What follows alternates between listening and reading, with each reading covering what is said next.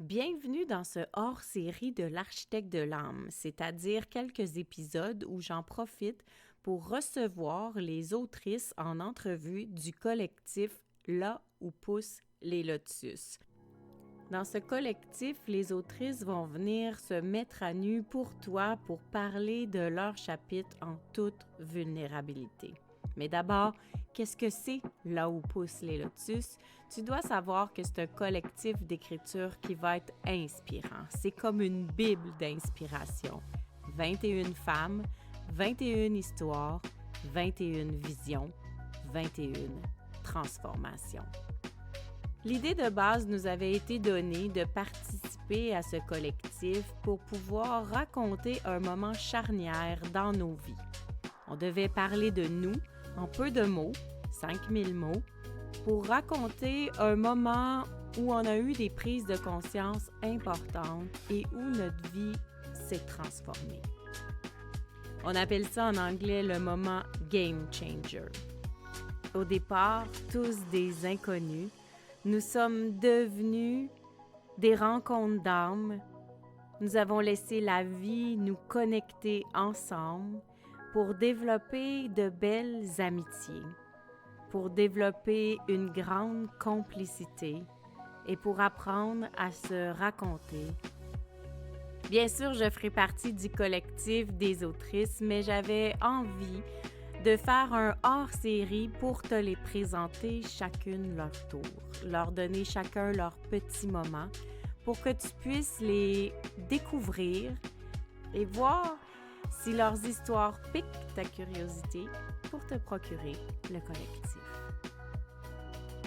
Inspirée et inspirante, ces femmes de cœur te partagent et te dévoilent avec vulnérabilité et tout leur amour un bout de leur chemin vers la liberté et la paix intérieure.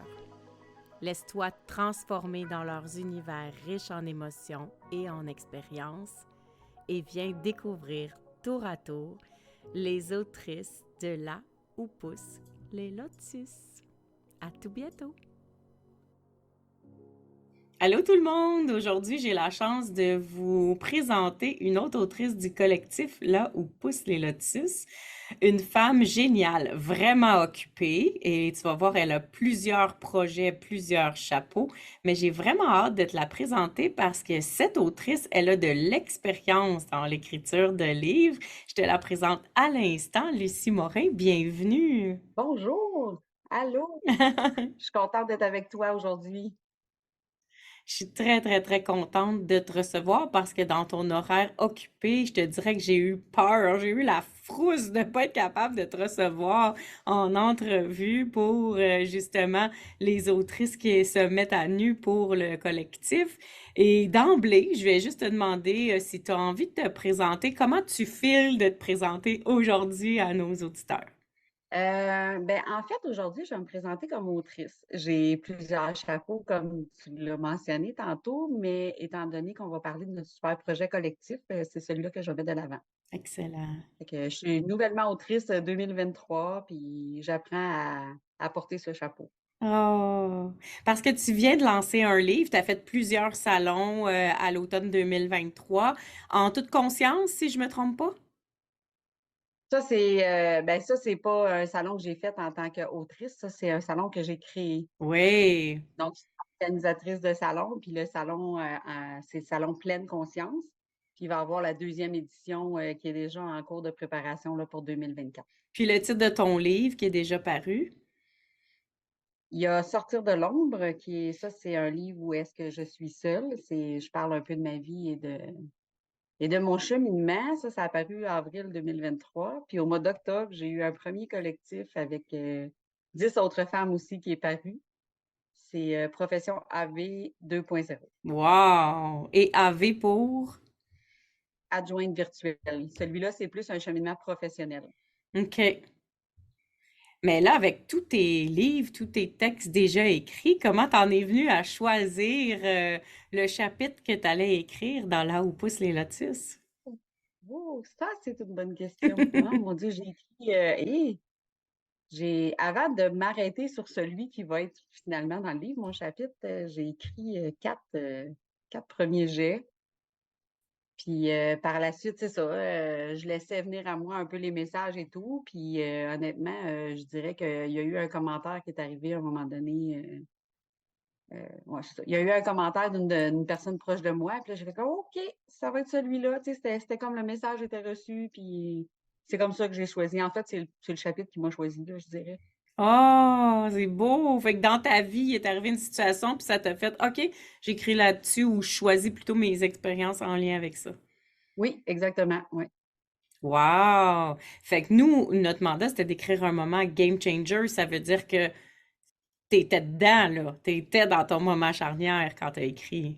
Non, c'est ça. C'est ouais, c'est parce que je voulais pas dire, mais c'est mettons, quelqu'un m'a dit, «Tu jamais écrit sur ce sujet-là» ou «Tu jamais parlé de ce sujet-là». Oh, wow! Puis je le savais, tu sais, étant donné que j'avais comme 4 débuts, je savais que j'avais abordé un peu dans un des thèmes, celui-là. Fait que j'ai dit: «OK, ça va être celui-là». La personne avait probablement besoin que j'en parle, fait que je l'ai pris comme ça, puis c'est celui-là que je mets de l'avant. Mais là, il va y en avoir d'autres, vu qu'il y a eu d'autres débuts, il va y avoir d'autres suites, là, c'est Fait qu'on prévoit d'autres livres pour toi éventuellement. oui, Yes, peut-être ouais, d'autres collectifs ou on va voir ce qui va se présenter. yes. Puis quand tu t'es mis à écrire ton chapitre pour le collectif, qu'est-ce que ça te fait de revisiter ce moment-là? Seigneur. Ben, en partant, la personne qui m'a fait le message m'a fait prendre conscience que j'étais jamais retournée dans cette période-là de ma vie à ce point-là. Puis je te dirais que j'étais déjà apaisée, mais on dirait que c'est allé chercher une coche de plus, là. Hmm. Ouais. Je me sens plus libérée puis plus apaisée, suite à c'est sûr que ça brasse tout le temps quand on va revisiter, là, mais Est-ce que tu as envie de nous donner une petite semence du sujet que tu parles? Ou de l'époque, ou les deux? ben, en fait, j'effleure 2 sujets dans mon parce que ça a été vraiment un game changer. J'ai eu un accident de voiture quand j'étais plus jeune, qui a amené une certaine fragilité dans ma vie et une certaine rencontre. Hmm. Quand on est fragile, des fois, ben, ça amène pas toujours les bonnes personnes, donc ouais, c'est un Oh! peu ça. Ouais. Fait que tu te replonges là-dedans dans un moment qui a plusieurs années ou Oui, mon Dieu, j'avais 18 OK. ans, donc on retourne dans les années 90. OK. Puis toi, tu te dis, ben là, je croyais que j'avais une paix qui s'était installée, mais j'ai vu que j'ai été capable d'aller encore installer plus de douceur dans cet épisode-là en l'écrivant finalement. Oui, tout à fait, c'est ça. En allant revisiter avec mes yeux d'aujourd'hui, c'est ça qui est la différence, tu sais, ouais, avec l'évolution, c'est ça. Je travaille sur moi beaucoup, tu sais, du développement personnel et tout, puis j'ai conscience d'un paquet de trucs depuis, plein d'années, là. Mais de retourner, c'est une autre conscience, tu sais, avec ma vue d'aujourd'hui, là, ma vision d'aujourd'hui, c'est Qu'est-ce que ça te fait de voir ça justement avec le détachement? que j'étais quand même, quelqu'un qui prenait des bonnes décisions avant. Puis ça a été long avant que je revienne à mes bonnes décisions, mais tu sais, le chemin de l'apprentissage est différent, puis ouais, c'est ça. Je suis tout le temps en apprentissage dans la vie, hein, fait que je le vois comme ça. J'ai appris Ouais. certaines choses à cette période-là, puis là, aujourd'hui, on dirait que de le revisiter, ben j'apprends, je vois, je prends conscience que j'étais quand même quelqu'un de sage, puis quelqu'un de Ouais. Trouves-tu que quand on regarde quelque chose qui s'est passé il y a très longtemps, parce que là, on parle de plus de 25 ans, on a vraiment un outil de mesure parce qu'on a évolué depuis, mais au-delà de l'outil de mesure, on dirait, comme tu dis, on est toujours en apprentissage. Trouves-tu que quand on revisite ça, même si on est capable de mesurer notre succès, on dirait qu'on apprend encore de nous-mêmes? oui, oui, je suis tout à fait d'accord. Tu sais, je juste de survoler la période, j'étais comme pas plongée dedans. Fait que j'ai pas le même sens de l'observation, on va dire ça comme ça, là. Tu sais, normalement, on s'observe dans une situation quand on est, impliqué et tout. Fait que juste de prendre le temps de le voir avec un œil objectif, je fais: «Ah mon Dieu, OK, ben oui, il y avait ça, puis je l'avais pas vu, je l'avais pas constaté», tu sais. C'est sûr que en plus, là, c'est un événement que j'étais pas retournée, tu sais, j'étais pas étant donné que tu sais, dans ma tête, c'était réglé, c'était correct, là.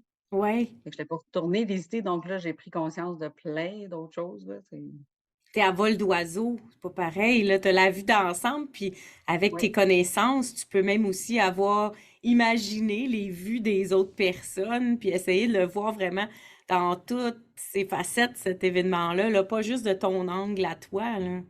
c'est ça, parce que j'ai été revisiter. C'est sûr que oui, je parlais j'ai parlé plus de mes émotions, mes ressentis, parce que c'est moi qui l'ai vécu. Mais moi, pendant que je retournais pour le mettre sur papier, je voyais, mettons, mes parents, je prenais conscience de plein d'autres trucs, là. Ouais, Hmm. c'est génial. Comment on fait quand on voit ça dans les yeux de quelqu'un d'autre après est-ce que tu vas l'exprimer aux autres? Qu'est-ce que tu fais avec toutes ces réalisations-là quand tu te replonges dans un vieil événement? Je ne l'ai pas encore fait. Ben, en fait, mes parents, je peux pas. Puis c'est vraiment les 2 acteurs qui ont été les plus, ouais, excusez. C'est C'est correct. les 2 acteurs qui ont été les plus importants parce que, tu sais, j'avais 18 ans à ce moment-là, c'est mes parents qui Hmm. étaient là, puis là, mon père est décédé, puis ma mère est atteinte d'Alzheimer. Fait que je peux pas discuter de ça avec eux. Hem, non, j'apprécie juste, je pense. Ouais. J'apprécie juste, vraiment on dirait que ça remet en perspective tous les bons côtés, tu sais, tous les êtres humains, là, on a une partie sombre puis une partie de lumière, là. Fait que oui, c'est sûr, mes parents, c'était mes parents, puis il y a des fois où j'étais pas contente après eux autres, comme n'importe qui, là, mais ça met encore plus en lumière les bonnes parties de mes parents.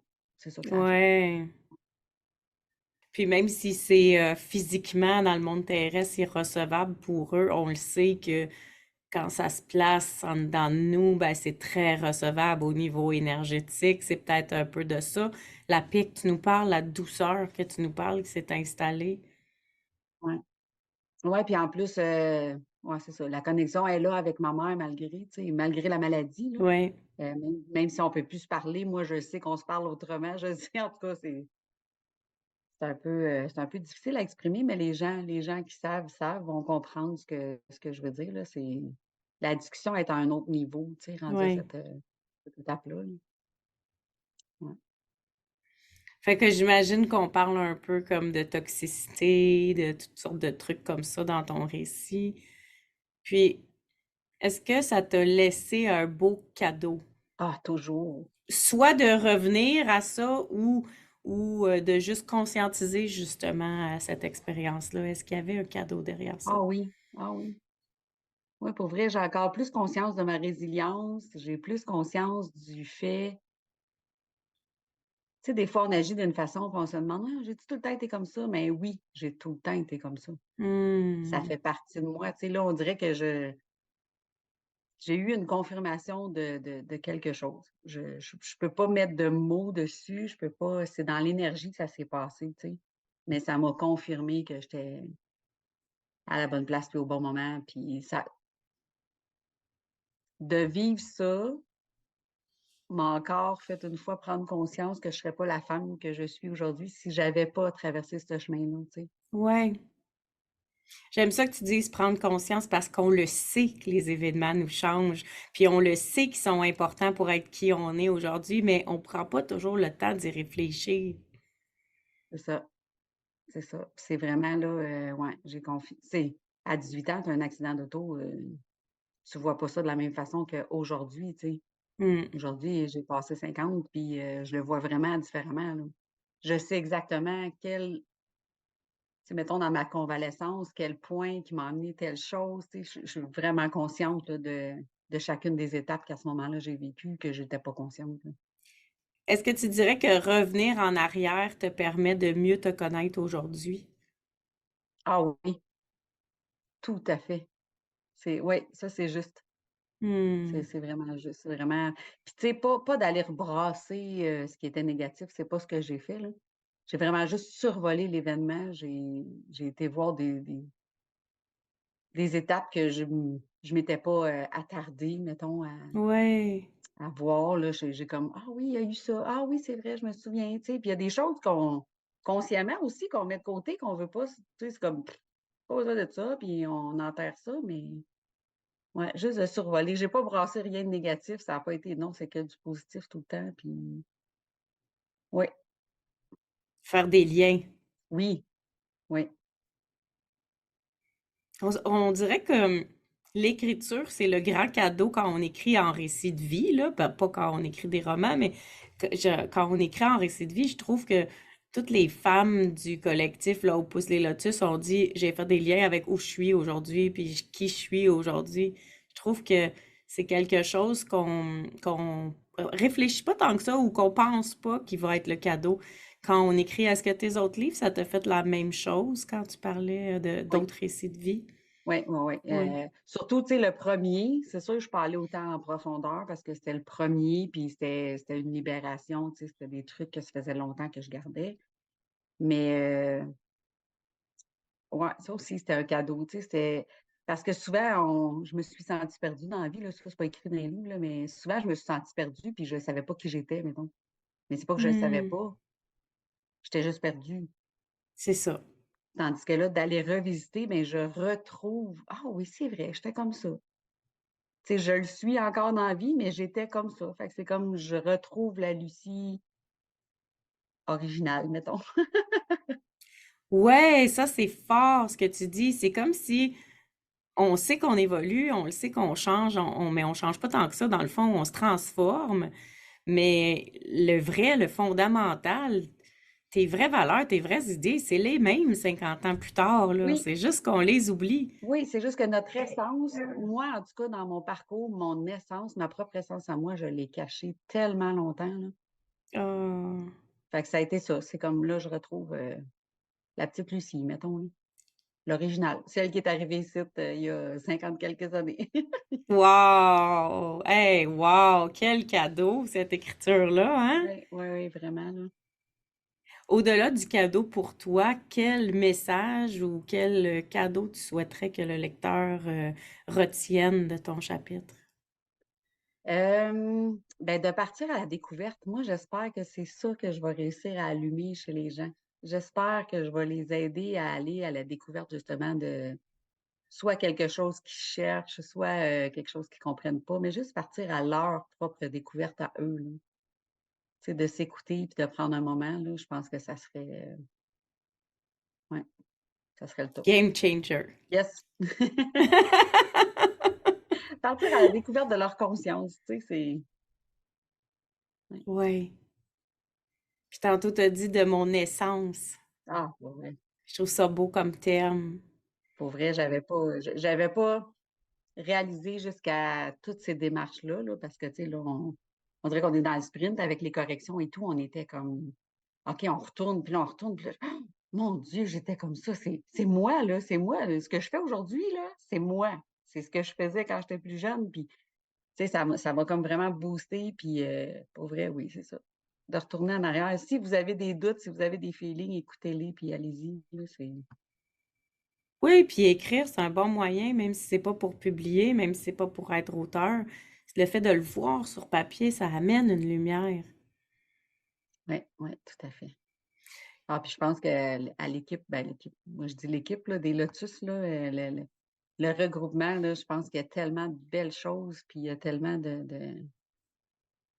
justement de ça, de visions différentes, puis sûrement que les gens vont trouver des trucs pour aller se redécouvrir eux-mêmes, puis ça va être génial. Là. Ouais. J'ai une dernière petite question vraiment technique parce que vu que tu as écrit un premier récit complet, que tu étais la seule, quand on écrit en groupe, on le sait qu'on est limité dans les mots, hein, parce qu'à un moment donné, si tout le monde écrivait 27 000 mots, le livre n'aurait pas d'allure, là.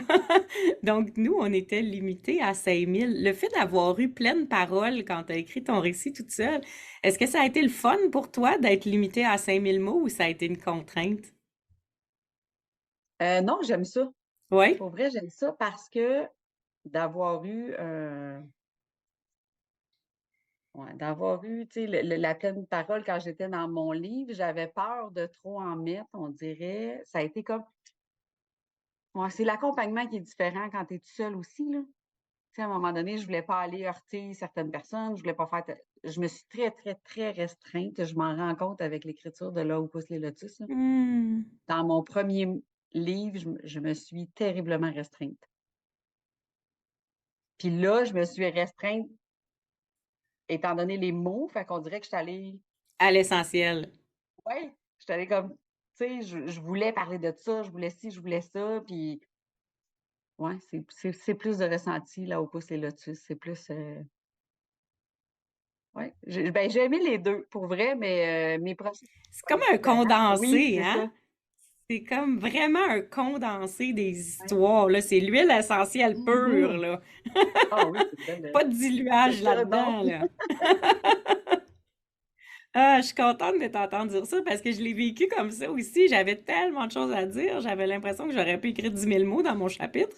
Puis de le remettre à 5 000 mots, ça me faisait très peur. Puis c'est ça, comme tu dis, on dirait que là, tu te dis, ben, à ce moment-là, je vais couper le superflu, puis je vais aller à l'essentiel. Puis c'est ça que je me demandais, comment c'est la différence entre écrire quand on a pleine parole, puis... mais tu vois, c'est drôle parce que tu avais plein d'espace, tu t'es auto-censuré. Et là, dans le collectif, tu avais moins d'espace, puis tu as été, comme en anglais on dit, straight to Ouais, the point. exactement. Wow! Ah, j'ai tellement hâte de te lire. Ah, j'ai Oh, hâte de lire, tellement, c'est drôle. tellement hâte. Est-ce que tu aurais un message de la fin, un conseil, quelque chose à dire aux auditeurs avant de nous laisser pour les inspirer en lien peut-être avec ton chapitre ou... Oh mon Dieu, un mot de la fin, juste y aller. Fermer les yeux puis just do it. Tu sais, je sais pas comment le dire en français là, mais si vous avez quelque chose que vous voulez explorer, tu sais, fermez les yeux, écoutez-vous. La première petite parole que vous entendez, le premier petit chuchotement que vous entendez, là, suivez-le, c'est ça la bonne affaire. C'est juste ça. Ouais. Wow! Un secret pour surfer sur le bonheur. Ouais. Faire ce qu'on entend, qu'on n'écoute pas toujours. Non, c'est ça.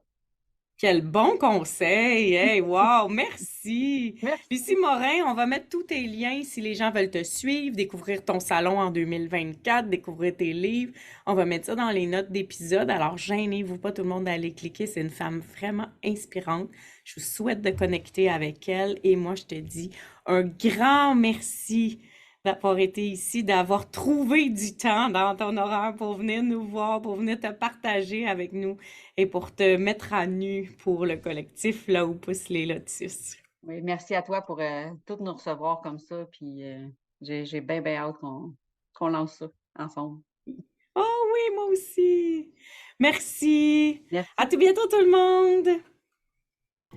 Ah, j'aurais jamais cru ça possible si tu m'en avais parlé il y a quelques mois. Et pourtant, voilà, on en est là. Pour certaines, c'est un grand rêve qui prend forme, une vision qui se matérialise ou même un souhait qui se concrétise. Mais pour nous toutes, c'est des histoires qui se déposent. Et enfin, nous pouvons dire nous sommes devenus des autrices. Comme cette fleur, créature des marécages, nous avons pris naissance dans la boue et nous avons su nous en nourrir pour fleurir et déployer notre unicité et notre beauté. Seras-tu inspiré, toi aussi, à ton tour, de devenir un lotus? Je te le souhaite, c'est vraiment une magnifique expérience. Et si tu veux un accès direct à ta copie, tu peux aller sur melcy.podia.com/lotus ou visite le www.melcymélanie.com dans la section livres pour tous les détails. À tout bientôt!